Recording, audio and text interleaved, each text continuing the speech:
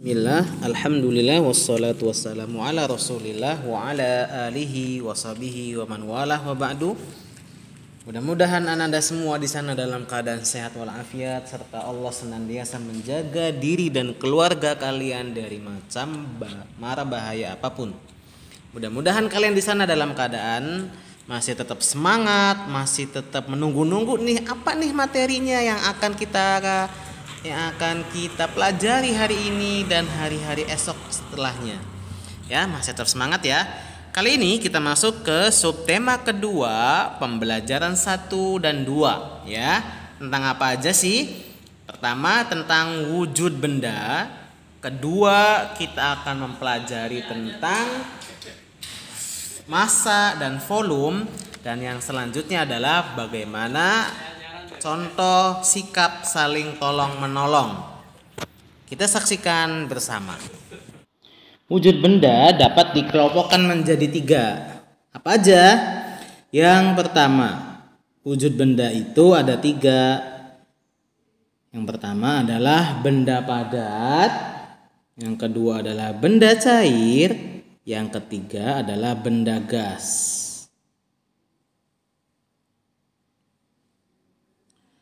Setelah mempelajari wujud benda, selanjutnya kita akan mempelajari sifat-sifatnya.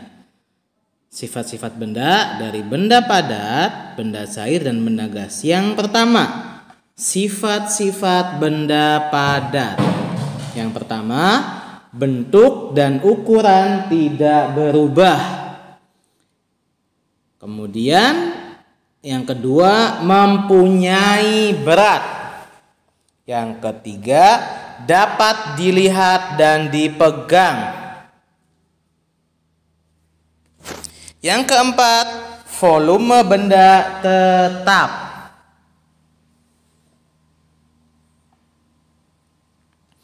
Kemudian, apa aja contoh benda padat? Contoh benda padat itu adalah tong sampah atau tempat sampah, meja, dan jam dinding, dan masih banyak contoh benda-benda padat lainnya yang ada di sekitar kita. Yang kedua, sifat-sifat benda cair.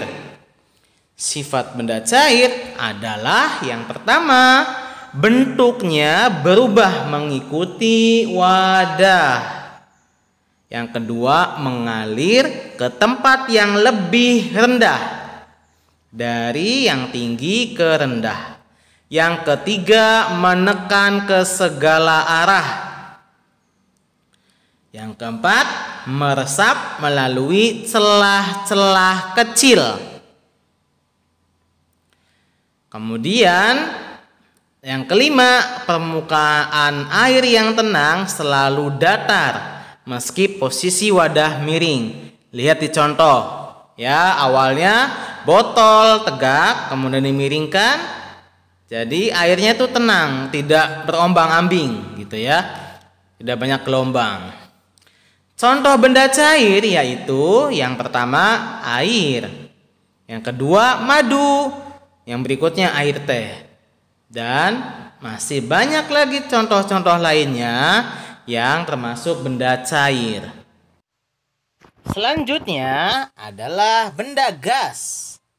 Benda gas terdapat di segala tempat. Benda gas yang selalu ada di sekitar kita adalah udara. Sifat benda gas. Yang pertama, bentuknya berubah-ubah mengikuti wadah. Yang kedua, tidak dapat dilihat tapi dapat dirasakan. Yang ketiga, mengisi seluruh ruangan.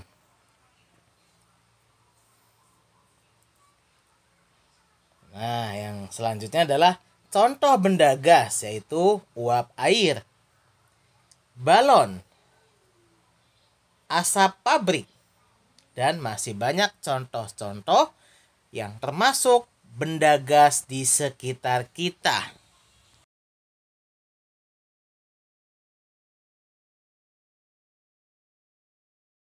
Kita masuk ke massa ya. Massa adalah banyaknya zat yang menyusun suatu benda.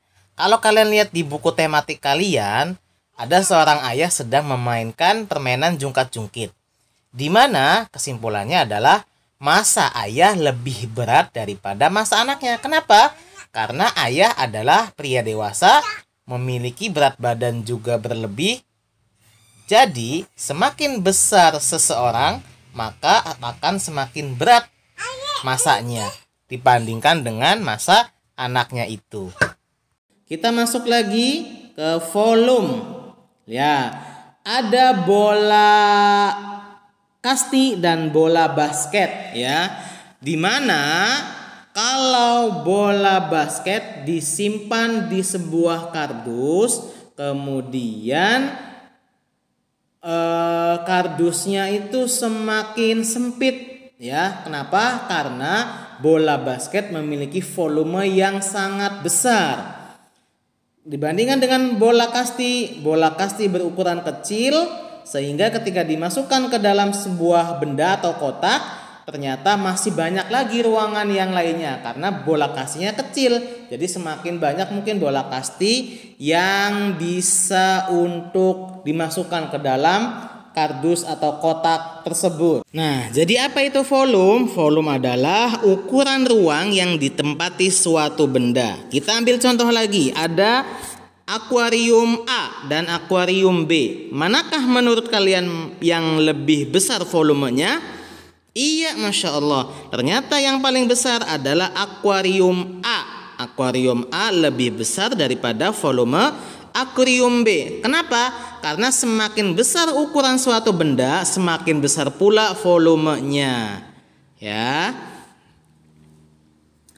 Kesimpulannya adalah bahwa massa itu biasanya diukur dengan satuan gram atau kilogram. Ya. Kemudian massa biasanya diukur dengan alat. Apa aja alatnya? Yang pertama, massa itu bisa diukur dengan neraca digital dan neraca dua lengan.